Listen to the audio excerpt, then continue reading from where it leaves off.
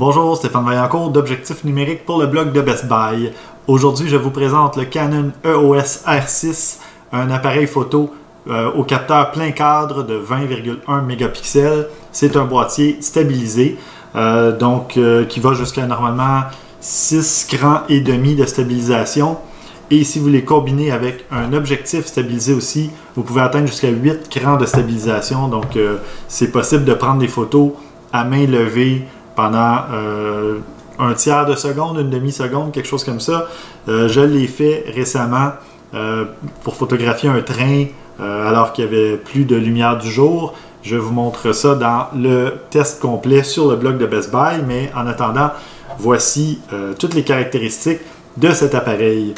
Tout d'abord, on a des prises casque et micro. On a une prise aussi pour la télécommande, donc déclencheur à distance. On a une prise micro HDMI, sortie micro HDMI, et prise USB-C pour le chargement. De l'autre côté, on a deux lecteurs de cartes SD, donc très utiles. Vous pouvez stocker vos fichiers RAW sur une carte, JPEG sur l'autre, ou vous pouvez faire un effet miroir, donc une copie de sauvegarde sur la deuxième carte pour vous assurer de toujours avoir une copie fonctionnelle de vos photos. Comme je le mentionnais, capteur 20,1 mégapixels, très bon capteur. On a un obturateur mécanique qui permet de faire des rafales jusqu'à 12 images secondes. Un obturateur silencieux qui permet jusqu'à 20 images secondes, donc c'est très rapide. Système de mise au point à double pixel de deuxième génération, donc Dual Pixel 2, qui permet jusqu'à 1053 points de focus. Donc c'est assez impressionnant. Et selon l'objectif que vous utilisez, s'il est entièrement compatible avec le nouveau système de mise au point, vous pouvez obtenir 100% de la surface du capteur pour la mise au point. Donc jusqu'aux extrémités, c'est possible de faire la mise au point. Sinon, vous devez vous contenter, entre guillemets, de 90% de la surface du capteur, ce qui est vraiment excellent aussi. Donc, il n'y a pas beaucoup d'appareils qui donnent jusqu'à 90% de la surface pour la mise au point. Et là, selon si vous avez un objectif RF ou un autre objectif compatible, vous pouvez aller jusqu'à 100%. L'appareil permet une plage ISO de 100 à 102 400, extensible jusqu'à 204 800. J'ai fait des tests avec la sensibilité ISO et je vous dis que jusqu'à 51 200, les photos sont encore utilisables. Évidemment, il y a un petit peu de bruit, c'est tout à fait normal, mais c'est vraiment impressionnant la qualité d'image qu'on peut obtenir même à 51 200 ISO. Je vous mets un exemple dans le test complet sur le blog de Best Buy. L'appareil est équipé d'un écran inclinable et pivotant sur à peu près tous les angles et dans toutes les directions. C'est un écran tactile, donc on peut non seulement effectuer la mise au point en appuyant là où on veut dans l'écran, on peut aussi faire défiler ou zoomer dans nos photos et on peut utiliser les menus. Tous les menus sont utilisables à même l'écran tactile, ce qui est vraiment bien. J'ai testé beaucoup d'appareils photo et il y en a qui permettent seulement au niveau du visionnement, pas nécessairement pour les menus. Celui-là, c'est 100% et ça fonctionne bien. On peut même régler l'ouverture, la vitesse en faisant glisser notre doigt pour aller chercher la valeur qu'on veut. La valeur ISO, même chose. Choisir le type de mise au point dans les menus, les réglages, etc. Ça fonctionne vraiment bien. Ensuite, au niveau du boîtier, on a un viseur électronique aussi de très haute qualité qui fonctionne très bien avec la luminosité ajustable, évidemment. Et on a le Bluetooth et le Wi-Fi intégrés pour pouvoir partager vos photos sur votre téléphone mobile. Donc, il y a l'application Canon Camera Connect qui permet non seulement de télécharger vos photos à partir de votre appareil pour ensuite les partager sur les réseaux sociaux, etc. Mais c'est aussi possible de les transférer sur un serveur FTP. Je n'ai pas testé cette portion-là parce que je n'avais pas de serveur FTP disponible, mais ça fonctionne. J'ai parlé avec un représentant chez Canon et puis la fonctionnalité est bel et bien là et utilisable. Il y a aussi la possibilité d'utiliser votre téléphone comme télécommande, donc commande à distance pour prendre une photo, mais pas seulement déclencher ou faire la mise au point. Vous pouvez tout régler, y compris l'ouverture, la vitesse, l'ISO. Donc, c'est vraiment génial de ce côté-là. Vous avez plein contrôle sur votre appareil photo à partir de votre téléphone. Évidemment, sur le boîtier lui-même, on retrouve le bouton Menu qui vous permet de naviguer dans toutes les fonctionnalités de l'appareil, la molette des modes qui contient 3 modes personnalisables. On a les molettes évidemment pour ajuster vitesse, exposition, même naviguer dans les menus. On a un bouton pour démarrer ou arrêter la vidéo. Un bouton Lock pour verrouiller certaines fonctionnalités, donc certains boutons physiques de l'appareil qui peuvent être verrouillés selon vos choix, vos préférences. Et on a un petit bouton fort intéressant qui s'appelle MFN pour multifonction. C'est un petit bouton qui vous permet de faire plusieurs réglages rapidement. Donc, que ce soit l'ISO, la balance des blancs, les trucs comme ça, vous pouvez les régler à partir de ce petit bouton. Et à l'arrière, on a évidemment d'autres boutons, comme le bouton Q pour Quick Menu. C'est un menu à accès rapide et si on le combine avec l'écran tactile, c'est possible ensuite d'aller rapidement accéder à certaines fonctionnalités et de les régler, les paramétrer comme vous voulez. Ça fonctionne vraiment très bien. On a aussi une roulette.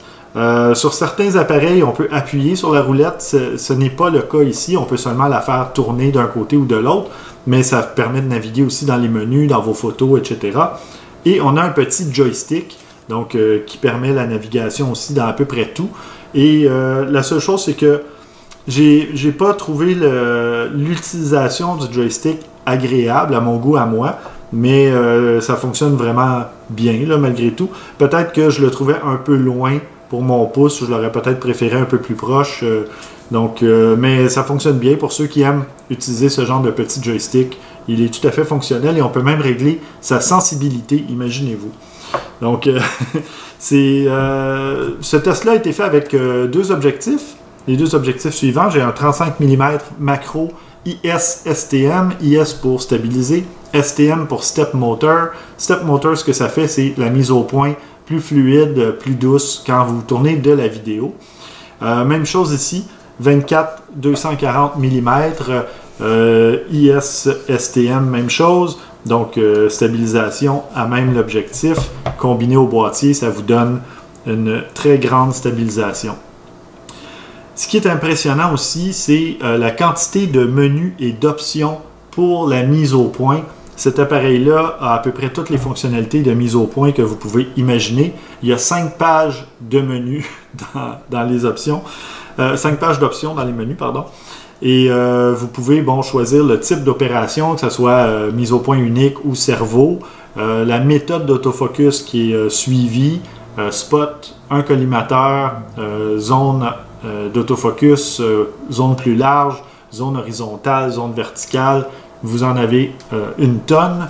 Vous pouvez faire de la détection de sujets, que ce soit des personnes, des animaux ou ne pas mettre de priorité. Mais je vous dirais que ça fonctionne aussi avec des objets. Si vous faites la mise au point sur un objet et que vous avez activé le suivi de mise au point, si vous déplacez l'appareil, vous allez voir que les petits points restent exactement sur votre sujet. C'est vraiment impressionnant et surtout très utile. Il y a la détection, dans le cas des personnes, détection de la tête, donc des visages, détection des yeux. Et pas seulement détection des visages, c'est que il va détecter s'il s'agit d'une silhouette humaine et même si la personne est de dos, vous pouvez faire le suivi de mise au point sur la personne qui est de dos. Donc, dans le cas d'un joueur sportif, etc., même avec un casque sur la tête, ça fonctionne. Bon, je ne l'ai pas essayé, je ne suis pas allé dans un aréna sportif, mais dans la démo qu'on a reçue, Canon nous disait que c'était une fonctionnalité qui était implémentée dans l'appareil et l'appareil est équipé d'apprentissage profond, donc l'intelligence artificielle qui apprend à mesure que vous l'utilisez. Donc, c'est vraiment impressionnant. Moi, je l'ai essayé avec mes enfants. Donc, mes enfants qui se déplaçaient, moi je déplaçais l'appareil, etc. Puis le suivi de mise au point se fait vraiment très bien. On a évidemment la mise au point, ça j'en ai parlé, 90 à 100%. Tous les modes de mise au point sont disponibles autant en photo qu'en vidéo, ce qui est plutôt rare. Il y a beaucoup d'appareils photo qui vont vous offrir un paquet de modes de mise au point en photo et certaines limitations rendues en vidéo. Dans ce cas-ci, tout est couvert, donc tout fonctionne. On a même en vidéo le suréchantillonnage, donc l'oversampling, qui permet de réduire l'effet de moiré. L'effet de moiré, c'est si, admettons, vous avez quelqu'un qui a un chandail ou une chemise lignée très fine, vous allez avoir une espèce d'effet bizarre. Là. Ça, c'est l'effet de moiré quand la résolution n'est pas en mesure de distinguer chaque petite ligne. Avec des clôtures aussi à l'extérieur, ça peut faire ça. Et bien, avec le suréchantillonnage en vidéo, on permet d'éliminer cet effet-là. Vidéo d'ailleurs qui peut être tournée jusqu'à 4K 60 images secondes ou 1080p 120 images secondes. On parle de vidéo 10 bits en 4.2.2, donc à peu près pas de compression. On a aussi le codec H265 et on peut faire du time-lapse autant en 1080p qu'en 4K. Et fait intéressant, c'est possible d'utiliser l'appareil lorsqu'il est branché, donc branché avec le câble USB. Il faut évidemment que la batterie ait une certaine charge.